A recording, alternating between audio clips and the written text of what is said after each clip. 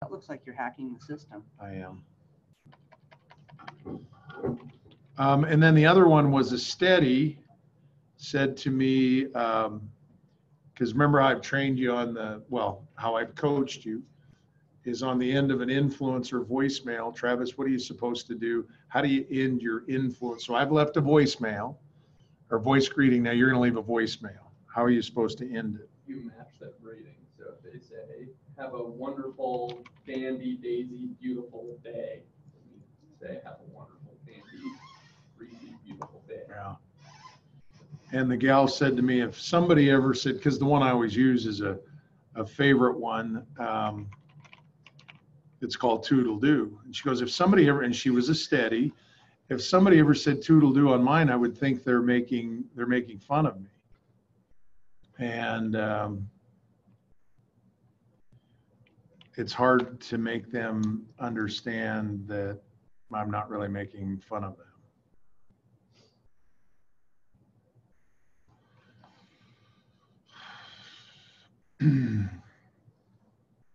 I don't know why I'm having trouble here, Scott. Exit full screen. There we go.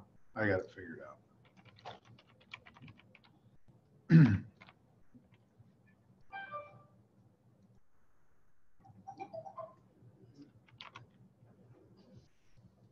Oh, hey, piece of scheduling news. Next week, Tuesday, it is the 4th of July Eve, and we're going to take the 4th of July Eve off of sales school. So I may send out an assignment or something for you guys to read or video to watch, but we'll take next week. We'll break next week.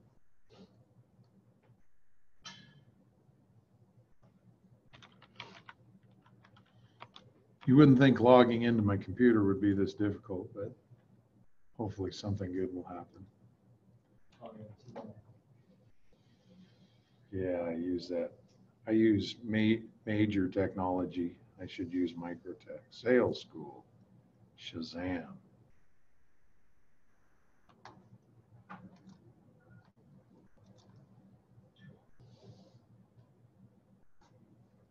Can I get a hell yeah? Just kidding. All right, so this is to reinforce the system. We've talked about it before. Why does an airplane pilot follow up flight plan? Why does a doctor look at x-rays? You want to have a repeatable process. So in all of what we do, and I worked with a guy, this was in the spring at Salesforce. We're doing some training for Salesforce, and he was doing, his piece was on pipeline management.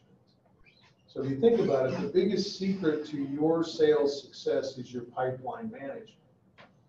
But how do you measure your pipeline? So if it's the pipeline to Alaska, the question is that crude oil or is it gasoline? So if it's crude oil, you still have to run it through a refinery and all those type of things. So if you think of the same thing here is, your system, at least what we coach, should look like this. Number one is I'm prospecting. What am I prospecting for? I'm prospecting for a possibility. I want to build that possibility to a probability and ultimately to a client. So the first element that you should have, or the first math element, is how many phone calls does it take to get a conversation? So if you're taking notes, this would be something you'd write down and say, hey, at some point I'm going to have to measure in real life how many phone calls I make in a day. Now I can lie loudest to myself because that's what I do. I don't know, I guess 75 sounds good. However, in my research, the average number of phone calls a salesperson makes is anywhere between 7 and 10.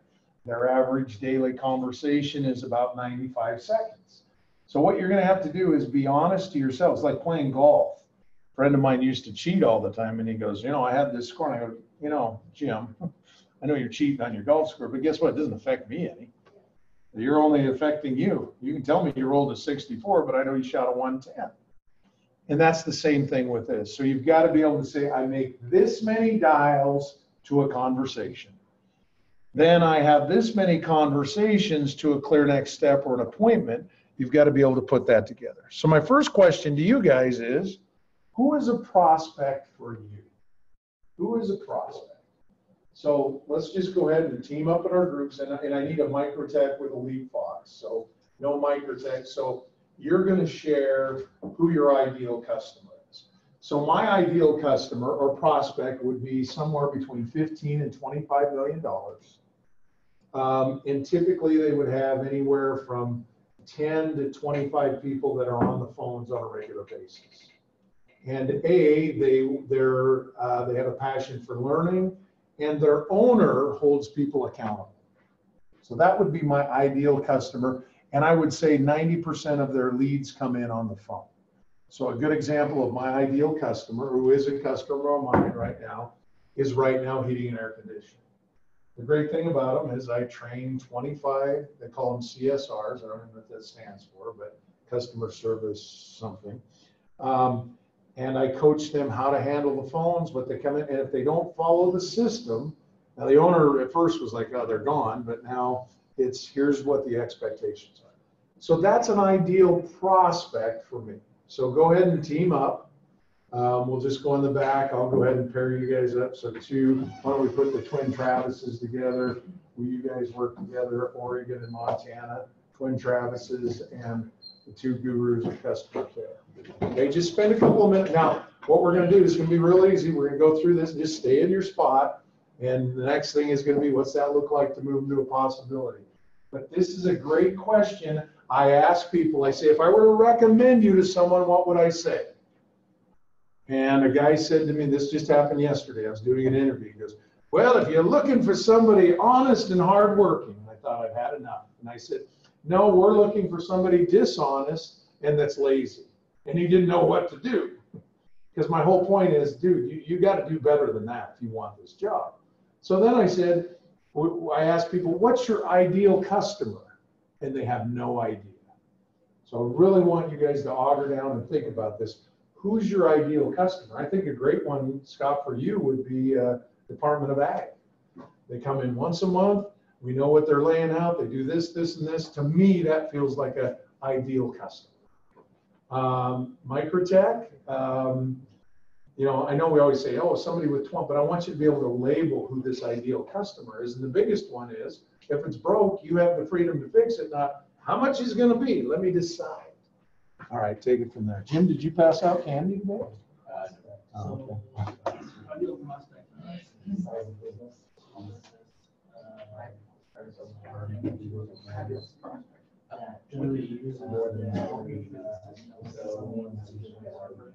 Four PCs or more.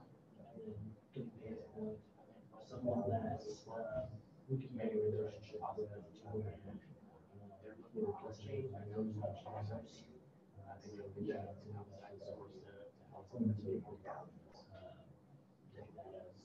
Someone who's looking for Ultra.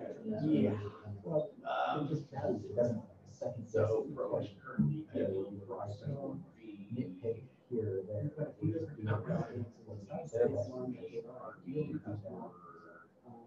Let's go ahead and say, I think the computer is ideal.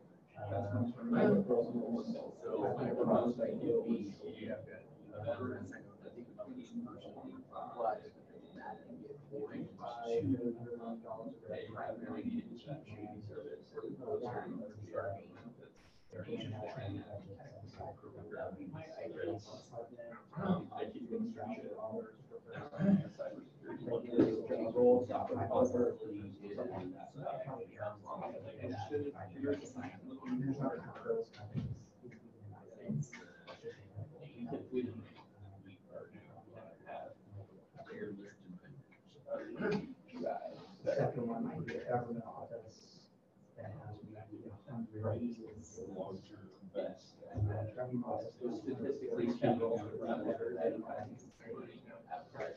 government office with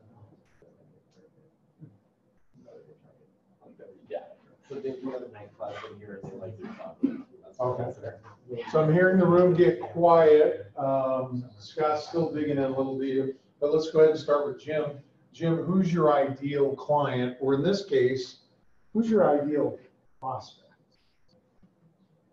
So I found, at least in theory, the Army training, the National Army Training Center out of Virginia, but I don't have a name, I just have an email address.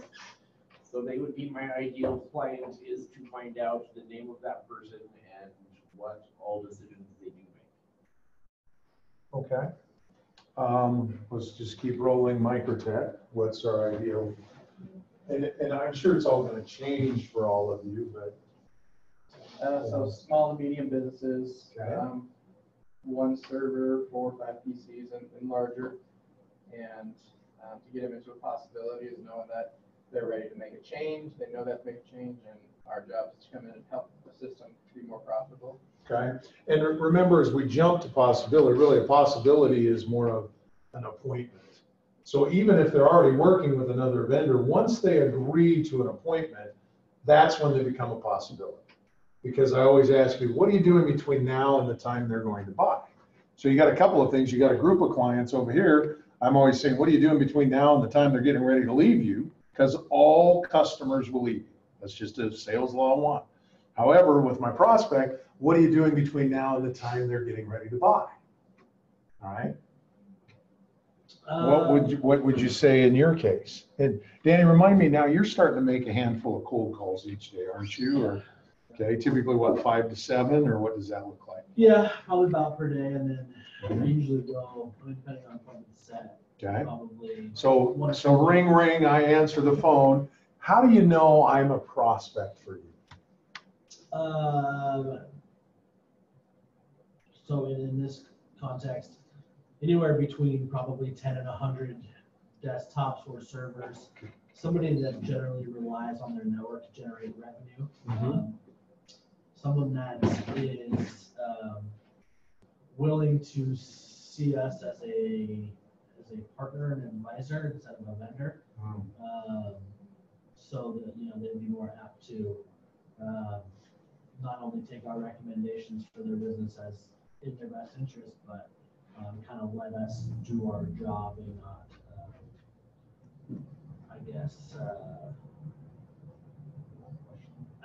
question it, for lack of a better term. And again, make sure I don't know your business. And this is for all of you to think, it feels like a wide, and it may not be, between 10 and 100. That feels like a wide, because ultimately our goal is to have a single-minded focus. I only work with plumbers and dentists.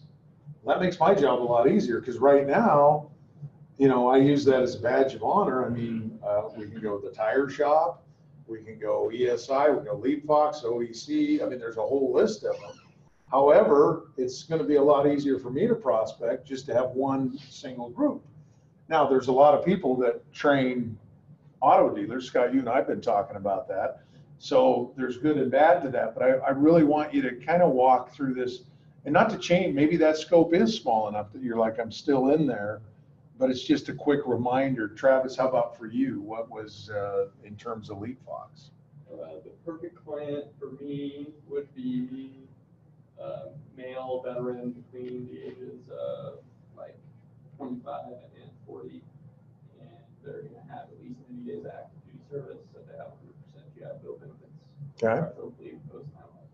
Yeah, and the other piece is, how do I attract those people? Because I interview a lot of ex-military, a lot of them, and they're like, "Yeah, I need a job. I don't know what I want to do." That's the biggest thing. Oh, I thought I'd try for this warehouse manager. I thought I'd give sales a try. So now your element is, how do you attract that type of person? So remember, on the prospect, scheduled first meeting shows a possibility. This isn't real difficult. So if you look, who's a prospect? Any group from 10 to 100, depending on the laptops, they must, and they don't, I'm going to just be the shortened version. They don't question us. They trust that we're a partner, not a vendor. Then I want to figure out how many possibilities. And remember, the appointment is in their day plan. So the possibility isn't swing by here. It's I'm in their day planner. This morning I met with an architect at 7 o'clock in the morning. Prospect, because I was in his day planner, met at 7 o'clock in the morning right by his office. And I do that, by the way, Scott. Another technique I'm working on is I always schedule now my appointment by their office, because if they decide no show, guess what I can do? Hey, you left me hanging on that side. Now we jump to our next one, now a probability. Now this is real important with your system that we've talked about, the agitator sequence. So Jim, let's pretend it's a year from right now. What would have had to have happened for you to be pleased with your business? Travis, what's your biggest challenge? How much is that costing you? How does that make you feel? You have a solid foundation for their pain. You also have what their budget looks like. What does that look like? Have you thought about a budget, Danny? Where did you come up with that number? Tell me more. What if we co-bill? So now I'm able to say the pain is, and I'm going to use one of Scott's clients, but the pain is we've had a lot of people out in the field. I'm using the Department of Agriculture.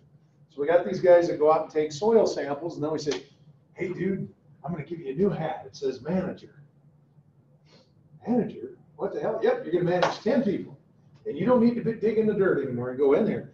And now you're going into this office, and all the people that you're going to manage are 50 years of age or older. So you get to manage me. Well, guess what I'm thinking? He's from Shelby or Cut Bank. He don't know nothing. I'm from Big Sandy. And he ain't been around here this long. So their pain is they're putting managers into these seats that don't really have any idea how people want to be managed. Because the real story is we manage people how our parents managed us. That's how we learn. So my dad, I had to read his mind. So guess what, Jim? I expect my employees to do. Read my mind. Okay? I used to have an employee. She's an employee of yours, your accountant. Very high C. She couldn't read my mind. She's not my accountant anymore. It wasn't a fit. Conversely, the way Scott and his business partner work, they give layout. I want this on this date. I want this on this date. It's all lined out. Now, mine's all up here, Jim. So I just expect, well, that's my fault. That's not her fault. But that's their pain. What's their budget? Well, I should know all that. And then what does your decision-making process look like? This means there are probability. And here's the key, a clear next step. And Danny, if you go give me a proposal, if you show me a demonstration, that the sale will move forward, meaning it will go to the next step. It could be an agree to agree. It could be a letter of intent. But if I have you do all this running around for, well, would you find 5 businesses that really like you and give me their name and number? I'll call them and see how you do that.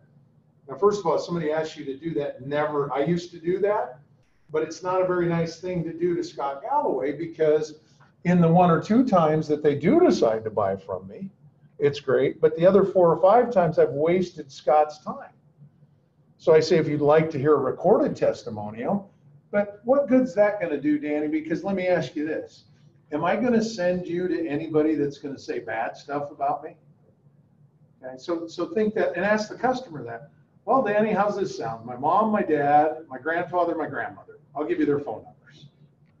Well, no, wait a minute here.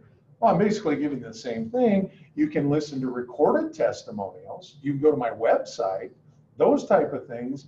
But all they're doing is making you chase tennis balls. So make sure when you do something, Jim, if you send them a proposal, you're saying to them, I'll send you a proposal. Actually, I don't send proposals. I'm going to do a Zoom meeting and we'll go over it line by line. Because you want to have conscious selling. That's your mission. So Travis, conscious selling means I'm having a true conversation. Are you misleading me? I get the feeling that you are. Yes, I am. Okay, fair enough. Now that I know that, what are you looking for?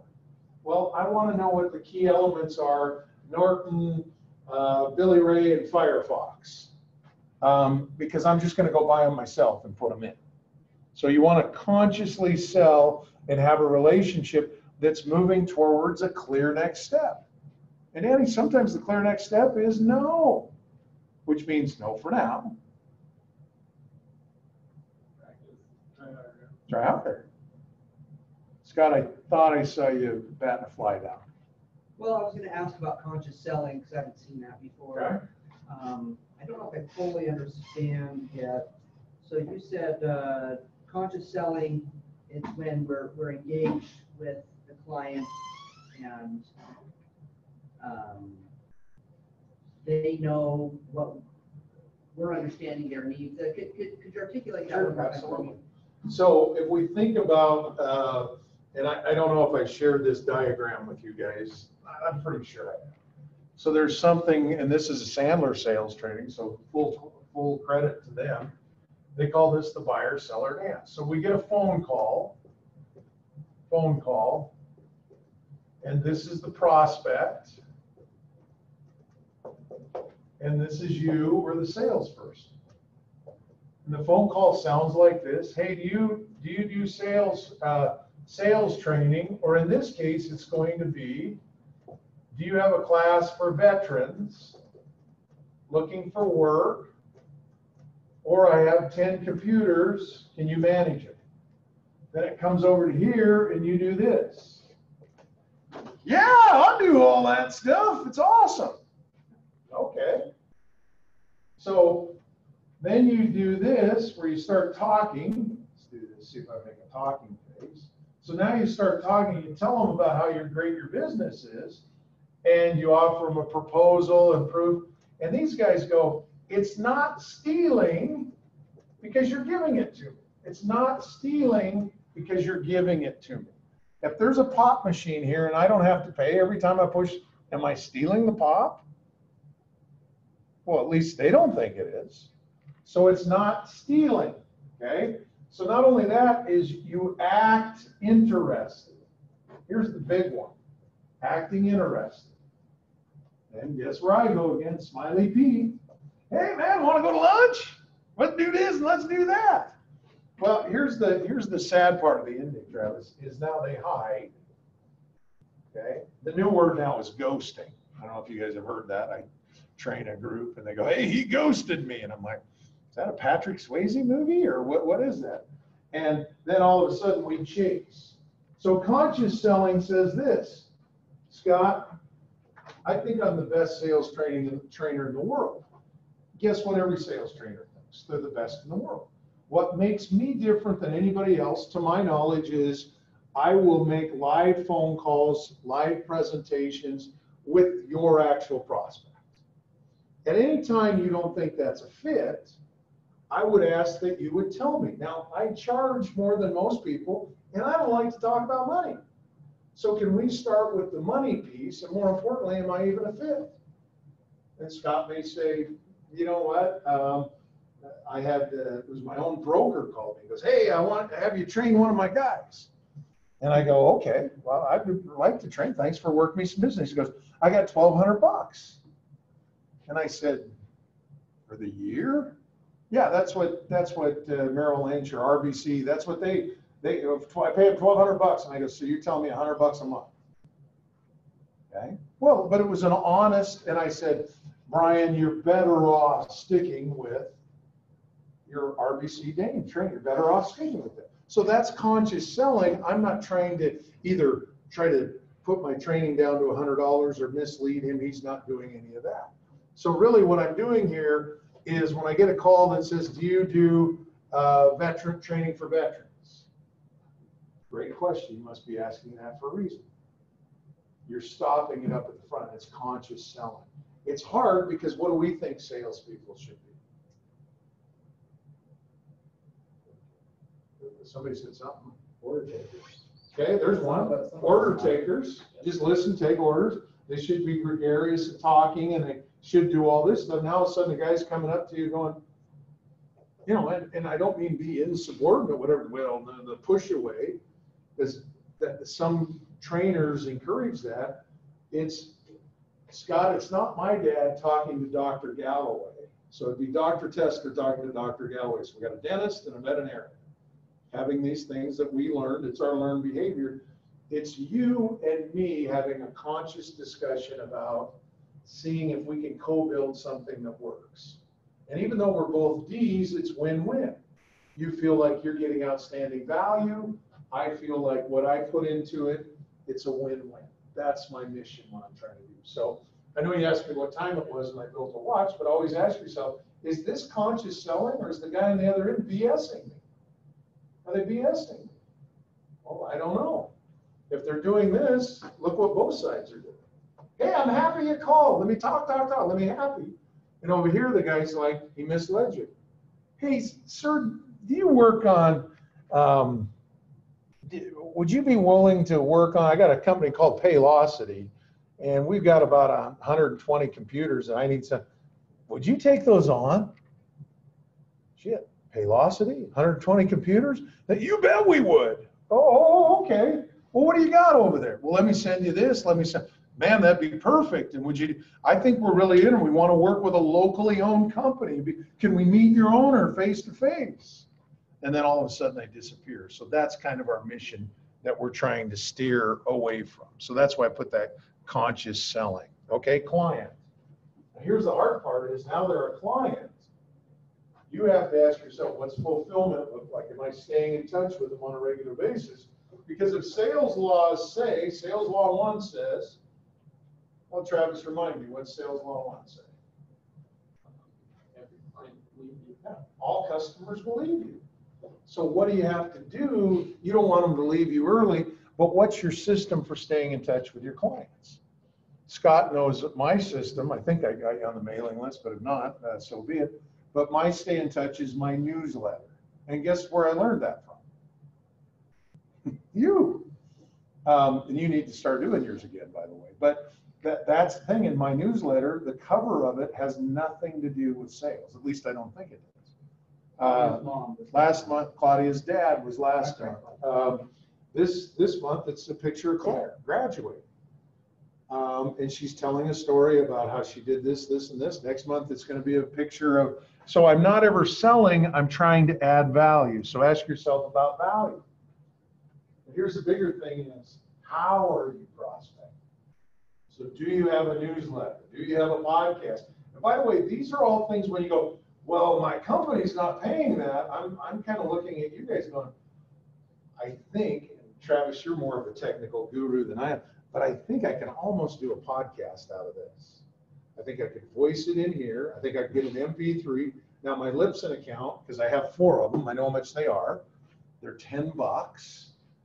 Scott told me how much is it to host a website? $60 a year. By the way, Scott's daughter will build you a website. I don't know how good it is because she's meeting with me here in 7 minutes. But there's no excuse for me not to have a podcast. There's no excuse for me not to have a newsletter because there's a company called Fiverr.com that for $5, guess what they'll do? Send me a template for a newsletter. Now, you get what you pay for. I've gone from Fiverr to the Newsletter Pro, those things. But you have to ask the question, how are you controlling your business? Because you guys work for Randy, but really Randy's providing you with a team of technicians that I hear are really good when I do customer care calls for you. I hear about they don't make me feel dumb, they respond, they can communicate. You also have somebody that collects money for you. You also have somebody that answers the phone for you. So this is a real tough one. Even, Jim, something as simple as thank you cards. A lot of people I'll ask them, well, do you send thank you cards? They go, oh, our company doesn't have it. Sendoutcards.com. So I just wanted to end it with that. So here's our big 4. Prospecting. What's your ideal prospect? Possibility. How many phone calls does it take for you to get a conversation? How many conversations to an appointment? Because an appointment becomes a possibility. Now, how many appointments or possibilities do you have that become a probability? That they trust you enough to give you pain, budget, decision. Okay, clear next step, pain, budget, decision. And last but not least, after you get them as a client, are you asking them for referrals and recommendations? Are you asking them for upsell, cross-sell? Are you asking them for 5 stars? That's what I love about the 3x9 is if I handle it the right way, and I give Scott credit for this, we're working on a training program for a certain category that if they work it the right way in the day that we train, they'll be able to pay for their training just by calling their customers and going, who do you know that I should know? Because in this particular industry, within 45 days, they know somebody else that wants to make a purchase. Well, that makes sense. So you hire us to come in and it's going to pay for itself in the day? Yes, it will. So build those type of things. Travis, I'm just looking at you. What kind of lunch and learns are you doing that helps veterans improve some version of their skill? Here's the one I would throw out is do a Dress for Success one. Right? Dress for success. It's for guys that are veterans that are back, and because guess how they dress for success? They don't even have to think about it. Fatigues, those boots, the American flag that comes off and on. Well, now all of a sudden they're out, hey, where's my fatigues? What do you mean, I got to actually slap on a tie and a sports coat? Yes, you dress for the job you want. Well, I heard you wear shorts and flip-flops. Well, that's if you're Jeff Bezos, you can. But you're Jeff Johnson, and here's how you've got to do it. Those things are looked at. All right, real quick, just to check. Do you have a system? Maybe, maybe not, but what might you focus on? So Danny, I'll just start with you as far as our big four: prospecting, okay, possibility, probability, and client. And you can pick any of those. You might say, I'm really going to focus on my clients because I'm going to ask them to do more business. Or Scott, you might be saying, you know, we need to measure how many conversations it takes to get a probability or an appointment. All right, so check that a possibility. Or Travis, you might just say, I better do more than just pay-per-click. I need to do something for me. I think I'm going to have a dress for success event. And the great thing is you do understand the digital marketing world where you might be able to just promote it on the, and say, hey, call up my buddy Kevin Miller who does a lot. Hey, Kevin, would you interview me? I'm going to do something for the veterans. Okay. And take it from there. He does a news talk in town. So, all right. Travis, what would be something, and again, it's probably a refresher for you, but of these four, you probably know, hey, I'm strongest at prospecting. I need to work on, or this was helpful for what? Taking it from probability to possibility.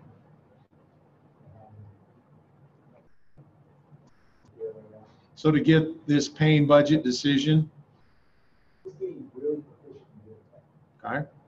And remember the best way, you have the tool. I think we've gone through the agitator sequence, pain funnel. So you guys have that. The challenge is, you know, are you willing to invest the time, not only with the customer, but also with yourself to memorize that thing? Because if you own it, you know everything. And that influencer group I met with today, they go, Dave, people really do mislead it. They were coming to the design stage of this building that they were at the design stage. They're ready to roll. And the guy's going, you know, we don't think this is a fit. We've been working on this project for 2 months. They skipped the budget step. Oh, whoopsie poopsie, as my daughter says. So since we're going on the Travis theme, Travis? I think where I could handle the most probably in prospecting. It's like actually putting funnel with a lot of possible possibilities. Well, and think about your owner. Your owner provides you with leads. So Scott's providing you with leads or a list. It's like, well, maybe I need to, you know, do something. You know, I'm just bouncing that out. I don't know if that's the case or not, but there's just a lot of things you can do. Scott, by the way, did you? And it's okay if you haven't. I'm just I'm being that pot stir. Is your printable newsletter out? No. Okay. Scott, by the way, he's a tremendous writer, and people loved Cody, his wife, used to do a newsletter, and then Scott he wrote the stories about it, and it was kind of cool. The most famous one was the story about the dog and the tooth. I think that was the case, wasn't it? Yes. All right. So anyhow, his dad did a filling on a dog. His dad's a dentist, and then they went, and gold prices were really high, and they wanted to find that. So, all right, Mr. Stewart. What I have been working on is getting the probability and control building the budget and being able to identify how they want to either learn or decide how the budget is. Okay, so kind of walk me through that. So go ahead and hit me with, we'll start out with, just hit me with this. I'll let you lead in with, Dave, have you thought about a budget? Dave, have you thought about a budget? Well, I don't know, I guess what, $500-600? How did you come up with that number? Well, I was just thinking what a Norton virus thing cost me, and I multiplied it by 12 because and then I probably figure your time's worth 10, 15 bucks an hour, probably come out for an hour a month or something like that. So it came out to about 500 bucks. Okay, well, what we typically see is in this valley, based on some reports we've used, 3% is a typical IT spend for businesses in our valley here, about 1% or so, and so it's kind of that way. Okay. Now, the only thing I'd hit you with is what's 3%, what's 1%? Off of the gross revenue. Okay. And remember, most people don't know their gross. Right, yeah. They're supposed to, but they don't. They're like, well, I look at my checking account, and if there's $1,000 in there, I can pay my bill. They don't know what their P&L is. And it's not a bad thing. It's just a fact of life. So I would challenge you to stay away from, I'm going to call that slang, 3%, because now I have to act like I know what you're talking about. I think you're talking about my gross, but are you talking about my net, or are you talking about 3% of 500 bucks? Let's see, 3% of, oh, that's a pretty good deal. So just keep that in your noggin. All right. Scott. So I'm going to go onto the client part. I feel as though there's a lot of opportunity for us. We do business. We do a lot of business with a lot of different organizations. In any given week, we've got maybe 15 to 30 different organizations that are coming through our doors. And we are doing like a thank you card, and we do a follow-up phone call. But I kind of feel like there's more opportunity for us to really cement our relationship and to like get people to buy more training when they're buying, because when they're buying. And I think if we can work on selling that, hey, for getting your first class today, your second class is half off. So go ahead and just sign you up for Excel level 2. I feel like that on the client part, or getting the sale like right after the class. I think there's a lot of opportunity for us on that part. Once they're already a client, to be working that for more money. And remind me what your dad used to do. Yes. So yesterday, it was about this time, it was 2:30, and I went to the dentist. And when I got done while I was laying in the chair, guess what I'll call her the technician, I don't know what her name was, but Danny, guess what the technician handed me? It was about halfway through the cleaning and stuff. Guess what she handed me? Cotton candy. That's a good one. She handed me a card and said, hey, will you just go ahead and write down 6 months puts us at December. Will you write what day of December works best? Now, naturally, I'm like, hell, I don't know. I just wrote Wednesday. And she looked at her calendar. She goes, oh, that's the 16th. And it was a postcard.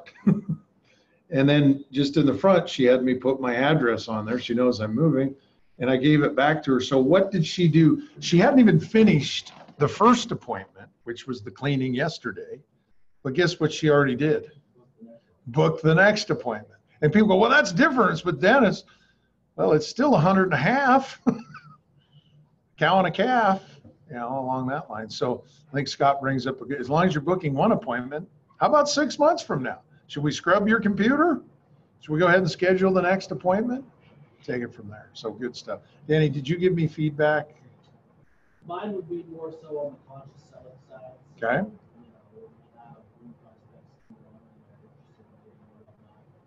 Maybe having some cautious optimism about what they really want to talk about and what they're trying to get out of. Cautious optimism. I like that, especially from a steady. So you're stretching. Typically not optimistic, but I'll be cautiously optimistic. We need to have vocabulary first. Do you guys, it'll just take me a minute to find it, but do you want to hear a live pattern interrupt? I just did it yesterday. That's the only reason. So let me just play this lady. This was a group in Iowa I was doing secret shopping for. Do you think this works? Yeah, Yes, sure. so the more that you get, there is a discount on those. So we have those types of things available, and those are, I guess on IV therapy would be the only discount. We have family discounts. If both of you are in treatment together, you get 10% off of your lab, but that does not include IV therapy. So, we've got some things in place, and the best thing to do would be just come to the class and just kind of check things out. You're not obligated to schedule an appointment. It's just more for you to come and get the information you need to help, make that decision. All right, and it's not hocus pocus stuff, is it? No, it's not hocus pocus. I've been here for 5 years. It's not hocus pocus. We have many patients. Our IV therapy schedule is full every day.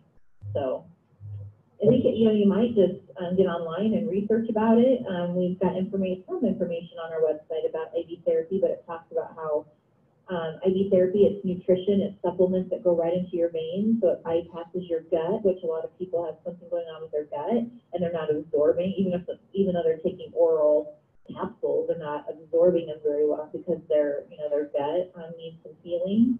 So it just gives them, nutrition through their veins, and they feel better, and they're sleeping better, and they have more energy. And so we have many cancer patients here. Hello? Oh, I just missed you. Are you still there?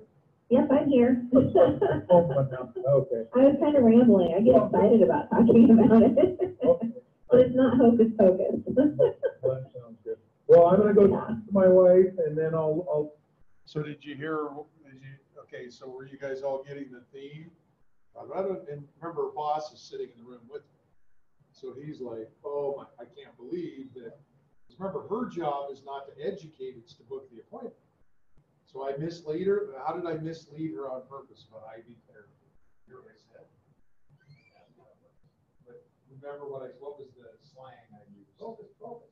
Hocus pocus. Man, she was ready to go in, started selling, and she forgot. And I went, hello, did I lose you? And notice how she didn't even miss. Oh yeah, I'm so excited. I started talking to him. And let me talk to the wife. So do you see how I got her back on track? So notice the only person I do that to is an influencer. So I let her go for about 1:15, and then, so. Does that make sense to you guys? I mean, there's a live, hello, did I lose you? And then she comes back. And again, it wasn't, oh, my feelings are hurt, I'm steady, you don't ever do that. It was, oh, I get so excited about it. Let me start telling you a bunch more. So I got to interrupt her again to get her back on track. All right, thank you guys. What do our calls look like today? So let's do, I'll join, let's have an 8-minute break. And then we'll come back in, make calls. Let's do Jim. You're going to be with Matt and Danny.